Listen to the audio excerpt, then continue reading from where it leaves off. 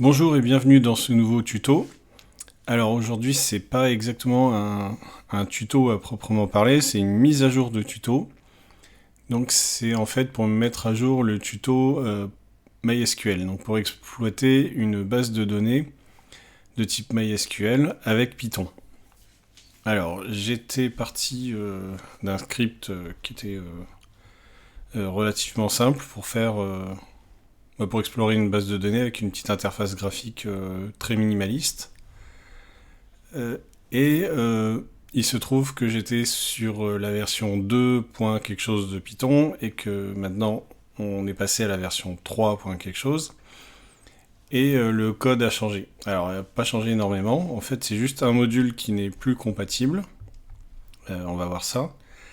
Mais avant je vais rappeler un petit peu comment ça se passe quand on a une base de données MySQL. Alors moi j'ai choisi de prendre le logiciel XAMPP. Alors le logiciel XAMPP, c'est, comme son indique, c'est un panneau de contrôle. Mais en fait, derrière ça, il se cache plusieurs logiciels, plusieurs services, comme vous voulez. Donc moi, j'ai choisi d'activer Apache et MySQL. Donc c'est très simple, il suffit ici de mettre Start ou Stop. Voilà. Donc j'ai activé Apache et MySQL parce que j'ai besoin d'un serveur. Donc ce sera un serveur Apache et j'ai besoin de MySQL donc pour faire mes requêtes MySQL. Ensuite, il me faut donc une base de données MySQL. Alors ma base de données MySQL, elle est sur mon localhost, mon hôte local.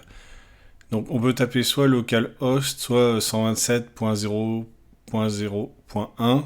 Alors ça, cette adresse-là, c'est l'adresse qu'on appelle de la boucle locale. Bon, c'est là que se trouve le serveur. Donc en fait, on tape localhost comme ça.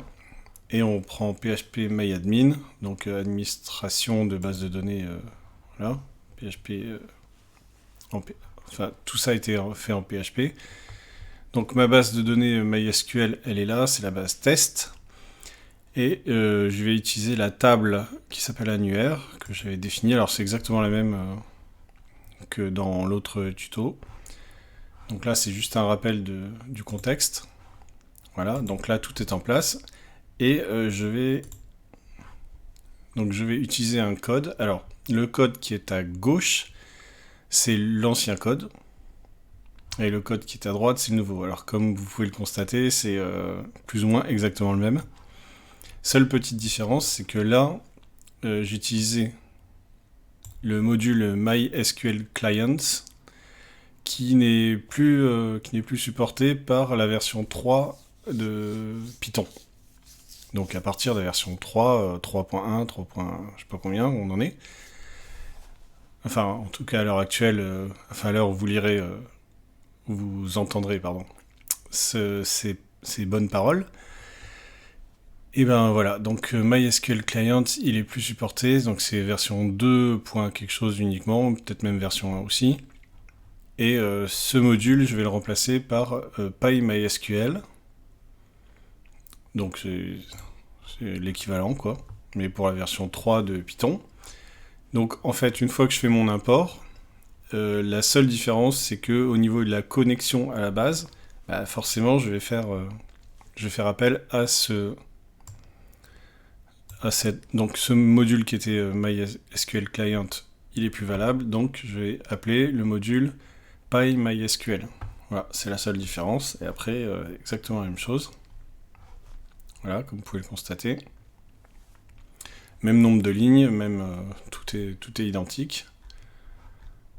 Voilà, donc oui, il y a juste ici, sur l'exception, j'ai rajouté pymysql.error. Bon. Alors l'exception, quand on lève une exception ici, j'ai mis un try ici, try except, en fait c'est juste pour qu'on ait un petit message.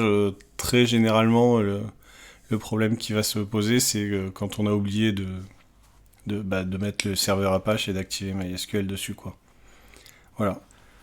Ou alors c'est vraiment que la base n'existe pas parce qu'on a fait une faute de frappe ici ou qu'elle était ailleurs, ou que c'était sur un autre ordinateur, ou j'en sais rien. Bon, bref, c'est... Voilà, j'ai rajouté ça, pymysql.error. Voilà. Mais si on ne le met pas ici, si on met juste accept, ça passe aussi. C'est juste pour spécifier le type d'erreur. Donc qui sera spécifique à PyMySQL. Hein. Voilà, donc c'est à peu près le seul changement. C'est même le seul changement, juste le module ici puis ici, de faire appel au bon module. Donc très rapidement, quand j'exécute, voilà, donc recherche de numéro. Si je demande xxxxx, il connaît pas. Si je demande Bocara, il connaît, il m'en donne 2. Si je tape Carlos, il en connaît qu'un seul. Voilà, etc. Donc c'est juste un petit correctif pour la version 3 de Python. Voilà, merci d'avoir assisté à ce super correctif.